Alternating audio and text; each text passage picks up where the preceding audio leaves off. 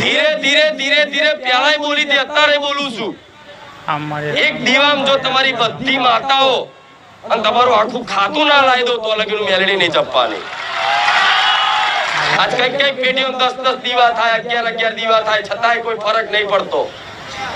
તો આ મારા માર્ગ ઉપર હેડજો. આગળ જતા જતા જતા જતા મેલડી, સતી, વહાણવટી, કારકા, ચામુંડા, હરસિદ્ધિ, શક્તિ, તમે જે માનતા હશે ને બધી માતાઓ એક ભેગી કરીને તમારી કુળદેવી સ્વરૂપ ના બનાવી દો. મને કહેજો શું કીધું? બરોબર ને? વિશ્વાસ છે ને મારી વાતનો? મારા આ માર્ગે લઈ જવા. ઘેર હાથ માતાઓ હોય ને તો હાથ માતાના અલગ અલગ ભક્તિ ના થાય, એકની જ થાય. કેમ કે ભક્તિ એટલે પ્રેમ છે, પ્રેમ એક જ થાય, 25 ના થાય.